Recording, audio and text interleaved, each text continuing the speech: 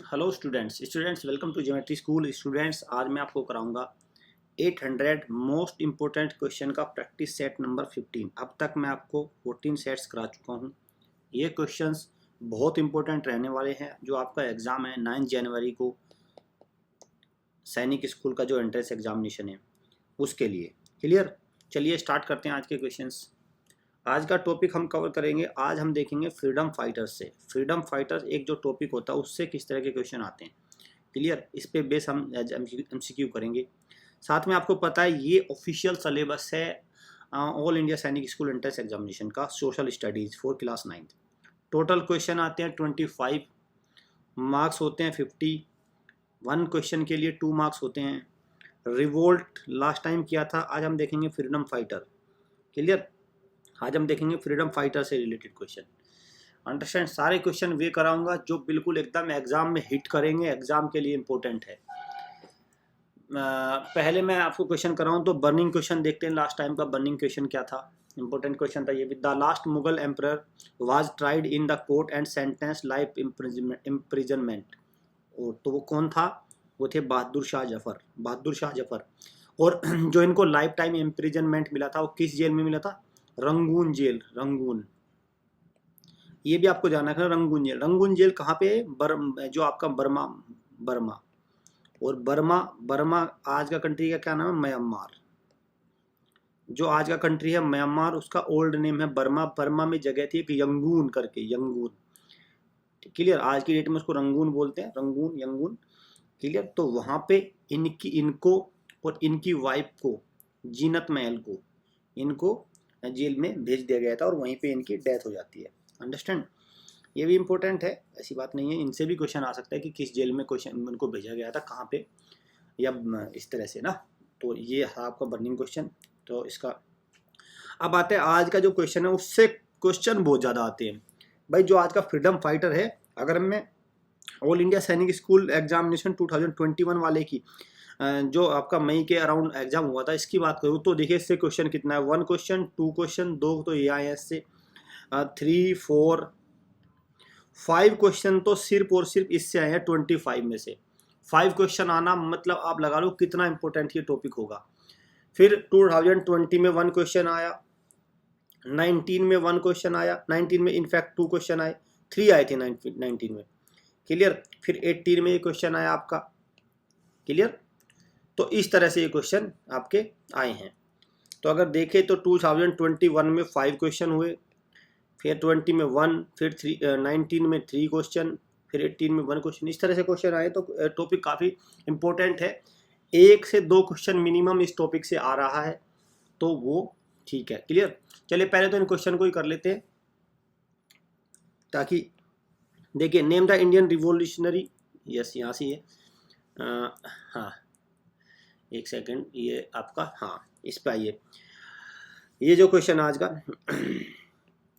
ये आपका ये हो गया। Name the Indian revolutionary who through a bomb in the central legislative. कौन थे? भगत सिंह। कौन है? भगत सिंह। इसका भगत सिंह हो गया।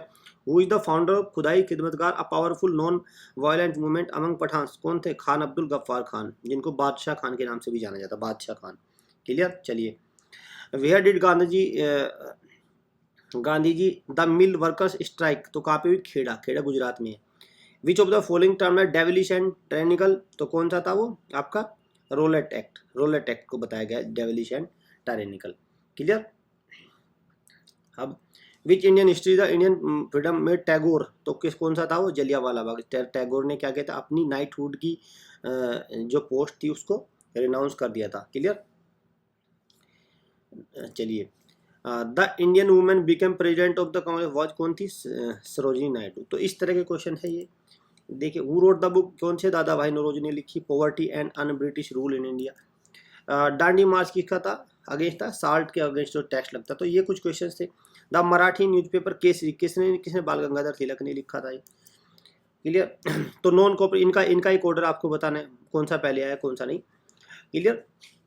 चलिए, तो अब इसमें अगर मैं बात करूं, अब ये हो गया है ना, इसमें क्या होगा? इसमें सबसे पहले कौन सा आया था?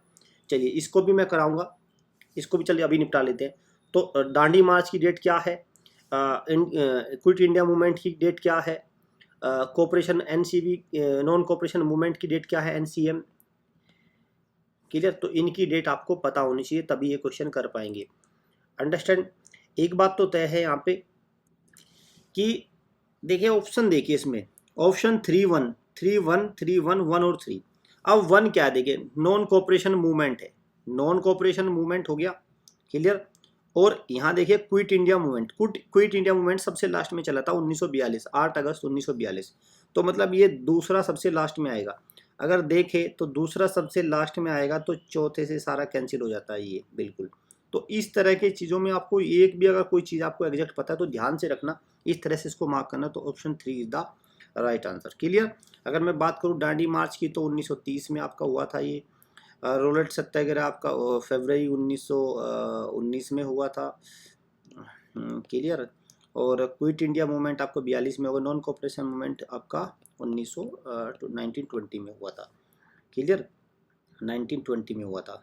तो अब सबसे देखें तो रोलेट एक्ट हो गया, फिर ये होगा, ठीक है, ये इनकी डेट है।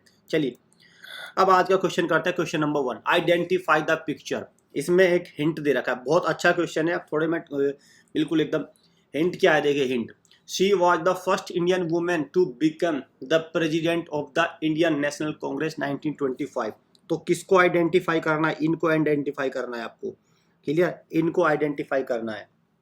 और हिंट इनके बारे में ये है, हिंट इनके बारे में ये है। क्लियर, तो बताना है कौन है, कौन है ये है सरोजनी नायडू। कौन है, सरोजनी नायडू। राइट आंसर क्या है, सरोजनी नायडू। क्लियर, सरोजनी नायडू। अंडरस्टैंड। ये she was the first Indian women to become president of Indian National Congress. Clear, ये आपको ध्यान रखना है। चलिए नेक्स्ट पे, the Arms Act was passed in disallowing Indians from possessing arms. तो ये आर्म्स एक्ट जो इंडियंस को डिसअलाउ करता था, तो द पोजीशन ऑफ आर्म्स कब पास हुआ, तो यह 1878 में। डेट याद रखनी है, 1878। Who has written the book poverty and un British rule in India. तो किसने लिखी है बुक, कौन है, Dadabhai Naoroji. Option B is the right answer. चलिए नेक्स्ट पे आइए। Congress was established when 72 delegates from all over the country met. तो कहाँ पे मिले, जहाँ पे कांग्रेस का एस्टेब्लिशमेंट हुआ, दिसंबर 1885 में। तो कहाँ पे हुआ था उनका, तो बॉम्बे में। क्या है राइट आंसर, क्या है, बॉम्बे। चलिए next. Who raise the slogan freedom is my birth right and I shall have it. किसने कहा था ये किसका है, ये है आपका बाल गंगाधर तिलक का। Clear, B is the right answer. चलिए in 1895 along with the other Indians Mahatma Gandhi established the fight against racial discrimination।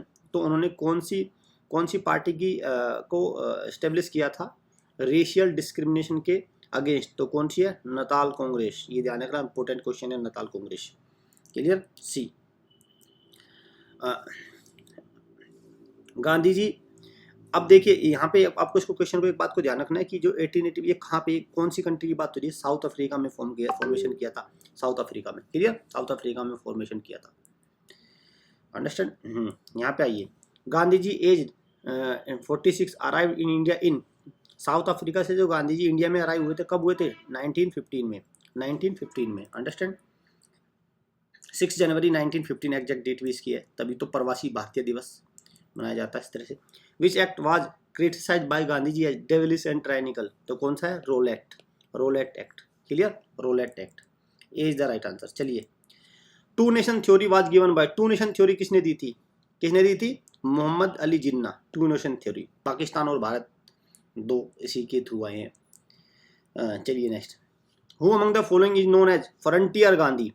किसको फ्रंटियर गांधी के नाम से जाना जाता है, कौन है, खान अब्दुल गफ्फार खान। खान अब्दुल गफ्फार खान। क्यों जाना जाता है इनको, क्योंकि इनका जन्म, ये अगर ये लीडर थे, ये जन्म हुआ था इनका कहाँ हुआ था, नॉर्थ फ्रंटियर स्टेट था बिहार में, नॉर्थ फ्रंटियर स्टेट, इसलिए इनको फ्रंटियर गांधी।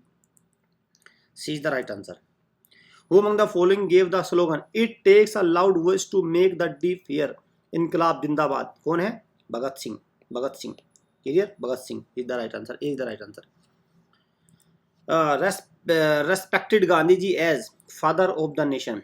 कौन इनमें से जो लीडर हैं वो गांधी जी को फादर ऑफ द नेशन की तरह रेस्पेक्ट करते थे, उनको फादर ऑफ द नेशन से उन्होंने कॉल करते थे, उनको फादर ऑफ द नेशन की तरह ट्रीट करते थे। कौन थे? SC Bose, Subhash Chandra Bose. B is the right answer. Clear? चलिए नेक्स्ट। सारे क्वेश्चन इंपॉर्टेंट है, एक भी क्वेश्चन आप अनइम्पोर्टेंट हो तो मुझे कमेंट में करिए कि सर आपने ये क्वेश्चन आपने एक्स्ट्रा बताया, ये क्वेश्चन कहीं नहीं आने वाला।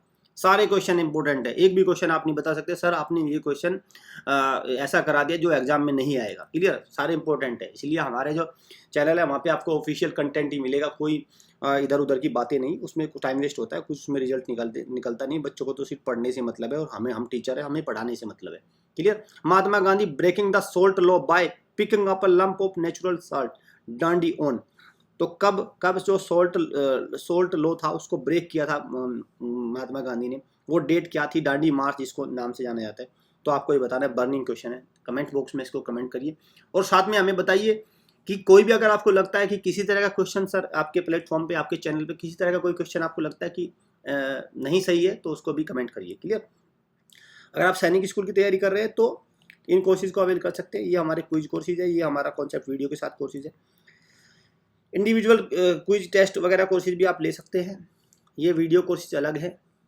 इनमें आपको कॉन्सेप्ट वीडियो मिलती है, topic wise quiz, mix quiz, premium Telegram group भी है, पेन ड्राइव कोर्स भी ले सकते हैं आप, सैम्पल पेपर्स भी मिलते हैं, सब कुछ है इसमें। वीडियो अच्छी लगे तो लाइक करिए, शेयर करिए, चैनल को सब्सक्राइब कर लीजिए, बेल आइकन पे क्लिक कर लीजिए, क्योंकि 800 क्वेश्चन की जो सीरीज है आपको हमारे चैनल के अलावा कहीं नहीं मिलेगी। क्योंकि क्वेश्चन फ्रेम करने पड़ते हैं, इसमें वर्क लगता है, इसमें दिमाग लगता है, मेहनत लगती है बहुत ज़्यादा। ऐसे नहीं कि वैसे क्वेश्चन आ जाते हैं। क्वेश्चन एग्जाम के पैटर्न से मैच करने चाहिए और एग्जाम को फॉलो करने चाहिए क्वेश्चन। क्लियर? तो क्रिएट करने में भी अच्छा लगता है। तो आप इसलिए आप देखेंगे कि रेगुलरिटी के मामले, कंसिस्टेंसी के मामले में यही एक ऐसा प्लेटफॉर्म है जिसमें आपको 15 मिनट्स में इतने क्वेश्चन मिल जाते हैं। नहीं तो आप 2 आवर्स की वीडियो देखेंगे और 10 क्वेश्चन नहीं निकलेंगे आपको। क्लियर? तो इसलिए आप क्या करिए, बेल आइकन और सब्सक्राइब कर लीजिए चैनल को, ताकि आपको लगातार इन क्वेश्चन की प्रैक्टिस करते रहें। 1000 क्वेश्चन रीजनिंग के हैं आपको, 0 टू हीरो बैच, मैथ्स, और भी सारे बैचेज हैं, ताकि आपकी तैयारी अच्छी हो जाए 9 जनवरी तक। हमारा टारगेट है 9 जनवरी तक आपको सारे क्वेश्चन तैयार अच्छे से हो जाने चाहिए। फिर भी कोई आपको डाउट है तो इन नंबर पे कॉल कर सकते हैं, these are our official number. So student, मिलते हैं नेक्स्ट वीडियो में। Thanks for watching.